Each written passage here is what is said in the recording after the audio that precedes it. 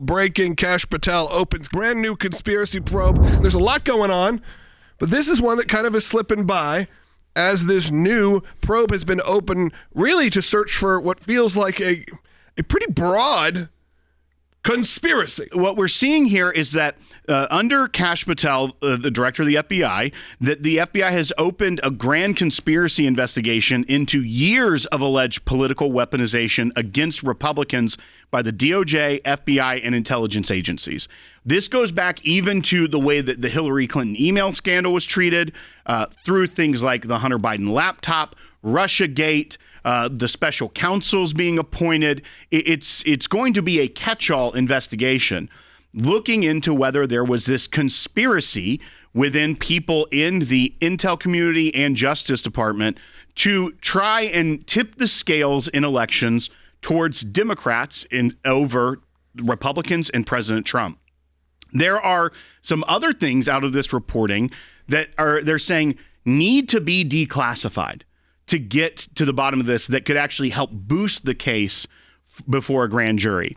Two of those things are a classified annex to the Inspector General's report on the Clinton email investigation. That's where we got a public report, but there's this classified annex that Senator Grassley has been trying to get for years, which typically senators like Senator Grassley are able to get those things. Still hasn't been able to get it and get it into the public.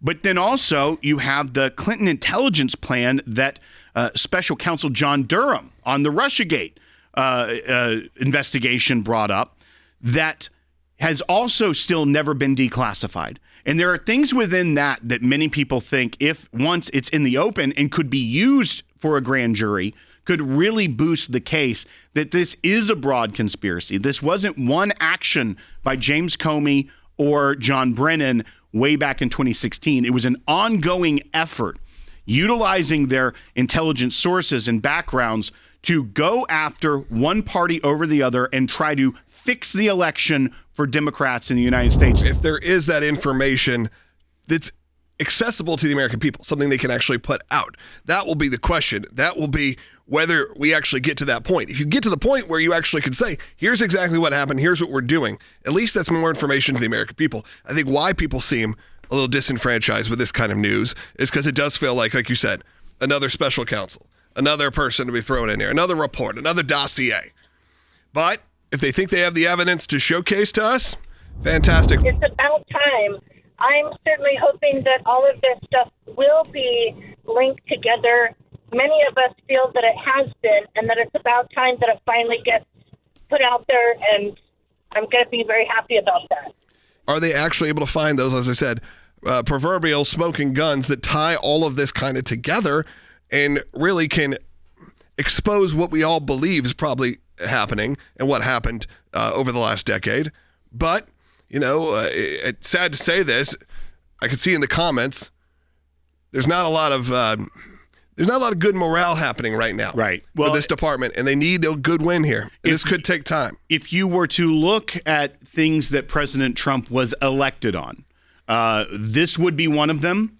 Obviously, the Epstein release was a big one of them.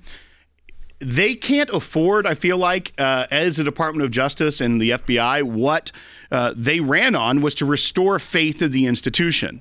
And a lot of people within the more base, the more MAGA crowd, have kind of become disillusioned with the jobs of some of these kind of superstar heroes that they were seen as put in these positions because of the Epstein stuff last week. Yep.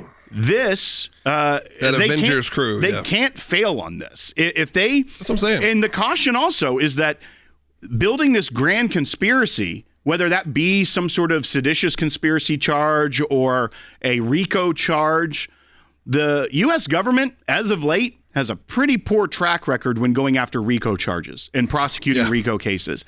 If they don't have this buttoned up in a way that they can secure a conviction, because you know what people don't see as accountability anymore, because it's not an indictment. Indicting someone is meaningless at this point. If the deep state continues to win by getting off on charges, by being able to get something lesser than full accountability, the base will lose that that last little bit of faith in the institution that may be there and the hope that it can be rebuilt. So while this report is encouraging to us because we've lived these scandals and these Russiagate issues and things for 10 years now. Yeah, but it doesn't mean anything until it does. Exactly. It kind of has to get there. They can talk about an investigation all they want, but unless they are able to fulfill that promise, but once again, it has to be there. Don't want to talk about it. I say why not? The law has to, they have to have these clear violations of law. We don't just want people locked up for no reason. But we see the reason. We know it's there. If they can prove it in court and can get it done, though, I think that will go a long way to restore the trust in the institutions as well in these people that President Trump put there to lead it. I have a question about the 51 intelligence officers that signed off on the FISA warrants for the Russian collusion, which we come to find out was a big hoax. Is anything going to happen to them? I think there is a little bit of conflation in two stories. One, the 51 intelligence officers, that number specifically relates to the letter, the open letter that was sent about the Hunter Biden disinformation laptop story. But yes, there were intelligence officers and individuals that pushed and put forward the FISA warrants. A judge would have signed off on that, and a judge did. One of the biggest miscarriage of justice in this entire story, which once again shows that there's favorable treatment to deep state actors, was that one of the individuals that was signing affidavits and things of that for these FISA warrants to try and get the FISA warrant was a CIA analyst that modified documents. So effectively lying before the court, took off portions of the evidence they were putting forward that would have made a judge say, no, you cannot get this, and made it seem worse by selectively editing this to ensure they would get a FISA warrant against Carter Page. That was a criminal act, and he got a slap on the wrist.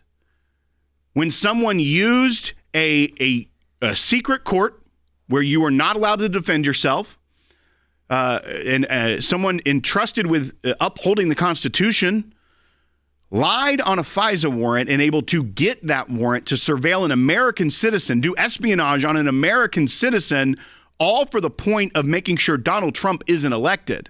That is election interference. That is an attempted coup, trying to overthrow the norms of our elections and governments. And that person got a slap on the wrist instead of going to prison, as he probably should have. So that is the issue there. At that point, nothing will happen to him, but this broader conspiracy could go after those that were around him, those that were his leaders, in order to finally see justice served in this American tragedy that we've been living for almost 10 years now.